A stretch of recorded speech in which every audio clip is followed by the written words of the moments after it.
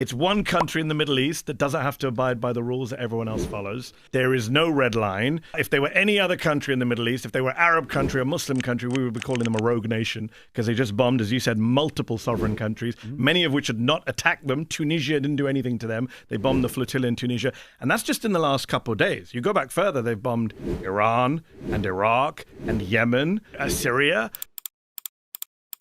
So they've bombed, I think, around 9 different places in the Middle East over the last year, which I can't think of any other country in the world that has done that in modern times. So what is a genocide to you? A genocide is the attempt to forcibly destroy an entire population.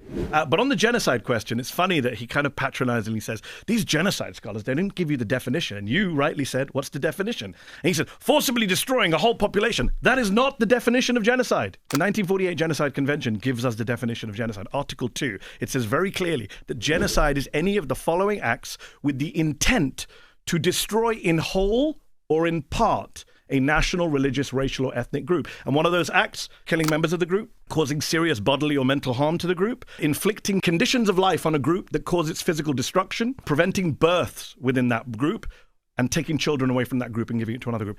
5 conditions. Israel's met at least 4 of those 5 conditions by any sane description of what they've done in Gaza. The Israelis are saying it's a genocide. Just listen to what they say. They say genocidal stuff all the time. Omar Bartov, who is an Israeli Holocaust historian at Brown, wrote a New York Times op-ed saying it's a genocide. Daniel Blattman, Amos Goldberg, Israeli Holocaust historians at Hebrew University, Shmuel Liederman, all these Israeli scholars, Raz Siegel, none of them, by the way, all of them said, we didn't think it was a genocide at the beginning, but we definitely think it's a genocide now.